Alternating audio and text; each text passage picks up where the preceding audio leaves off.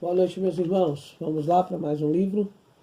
Hoje nós vamos falar sobre o livro de Primeira Reis, né?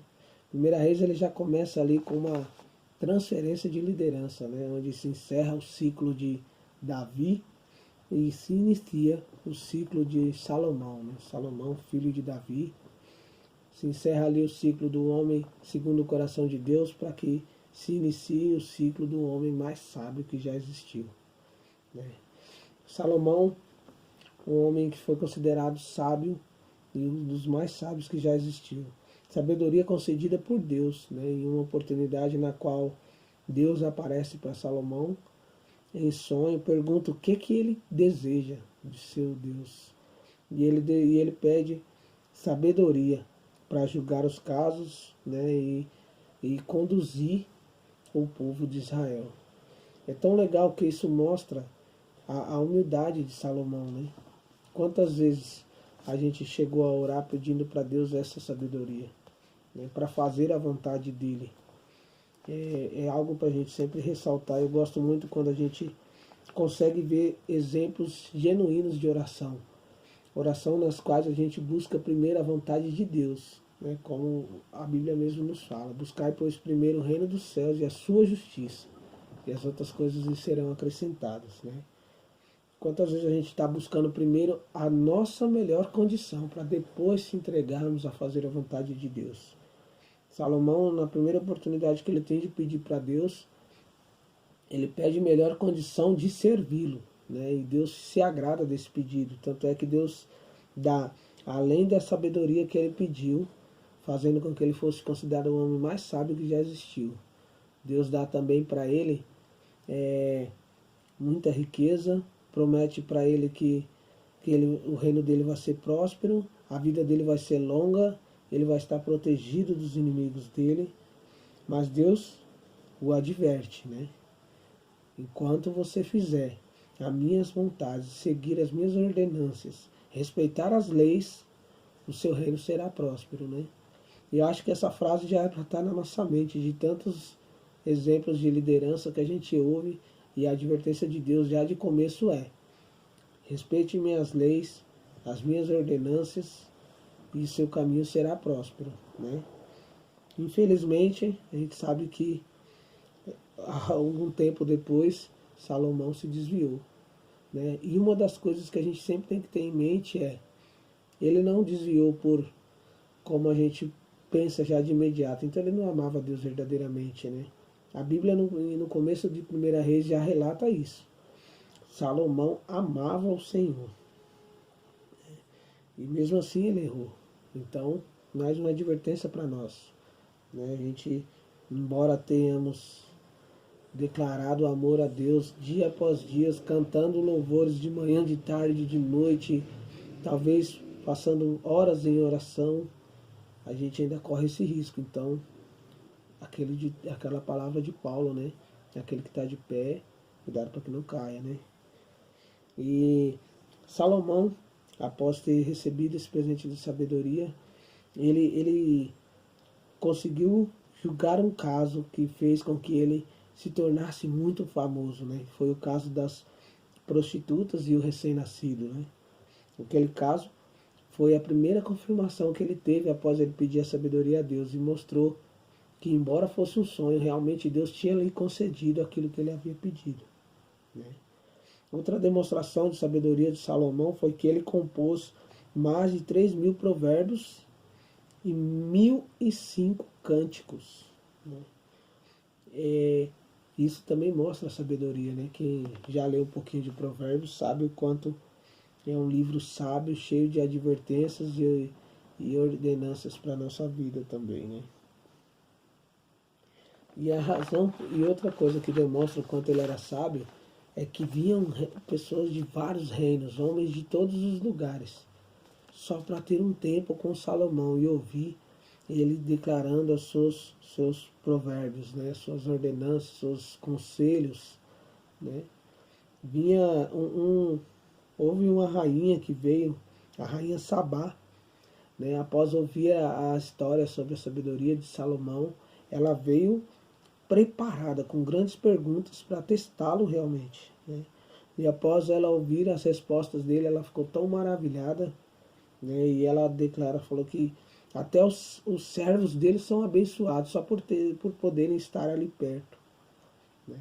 Salomão fez muitas coisas também boas, né? Ele construiu o templo do Senhor, que era algo que o pai dele almejava muito, e ele teve o privilégio.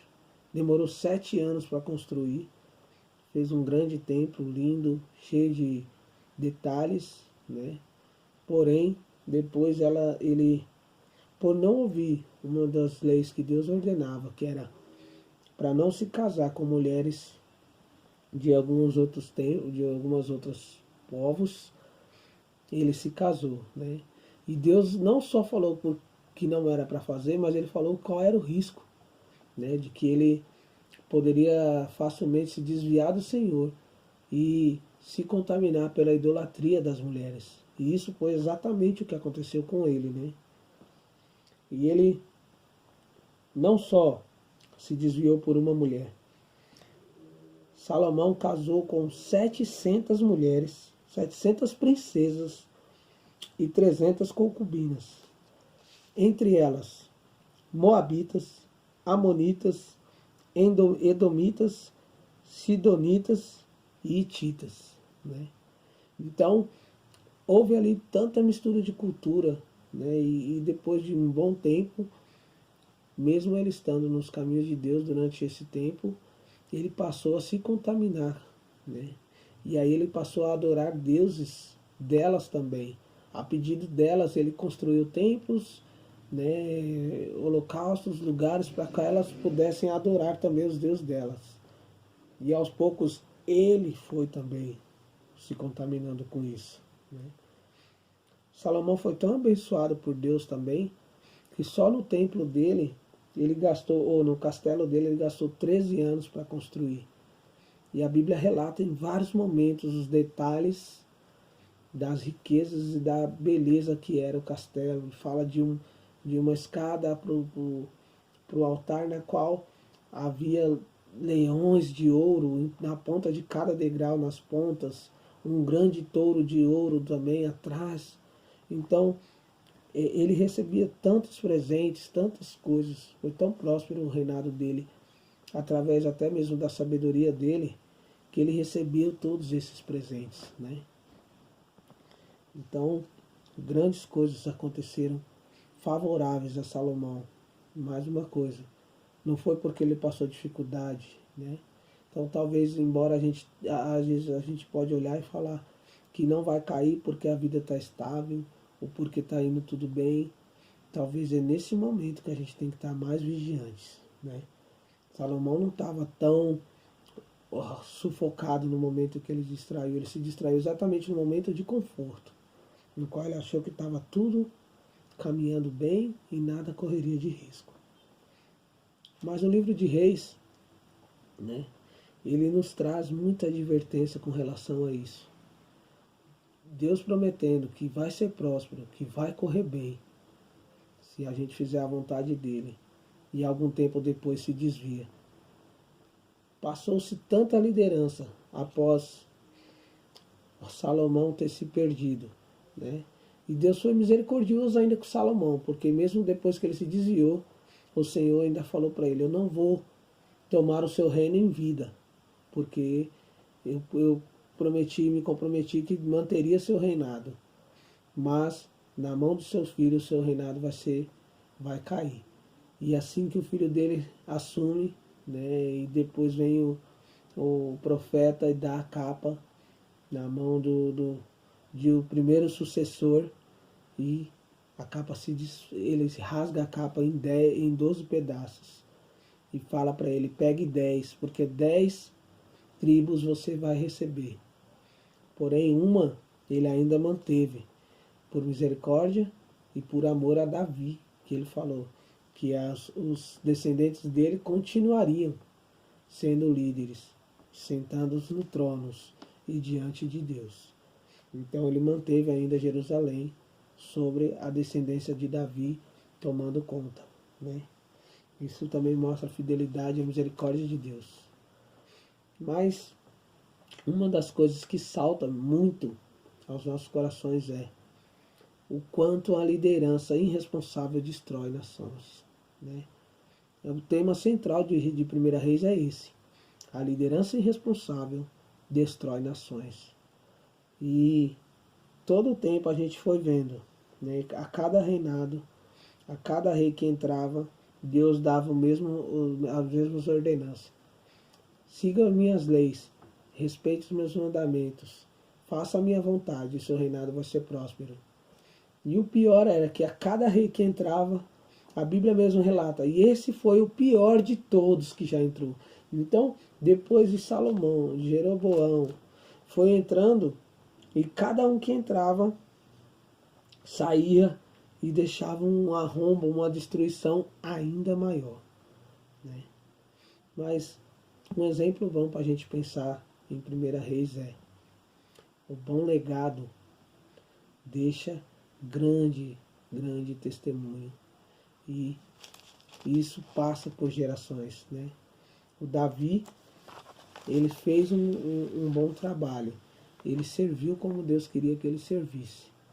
E isso ainda livrou muitas coisas, né? Talvez hoje a gente esteja tão limitado na nossa vida que a gente não consegue pensar quantas gerações a sua vida pode afetar, né? Eu tenho um livro de homens que a gente estuda, eu li algumas coisas sempre, quando eu tenho tempo eu vou lá de novo, né? E uma das coisas ele fala, ele põe a gente para refletir. Se você morrer hoje, qual seria a frase que ficaria na sua lápide? Christian, um homem que tentou fazer a vontade de Deus, um servo fiel, um bom esposo, um bom pai, ou simplesmente um descanso em paz e ficou apagado ali, né? Isso é um grande desafio para nós, principalmente como homens, de parar e pensar qual o legado que você está conseguindo passar para os seus filhos. Como você vai ser lembrado pela forma que você serviu. E será que a gente vai ouvir aquela frase tão famosa que os cristãos gostam de falar? Entre para o seu descanso, servo bom e fiel. Vamos pensar nisso. Primeiras Reis nos desafia bastante nesse sentido. Uma liderança próspera edifica uma nação. Uma liderança irresponsável despedaça uma nação. Tá bom? Então vamos ficar com esse pensamento. Domingo a gente se fala. Logo mais às 8. Espero por vocês, viu? Boa noite, fiquem com Deus.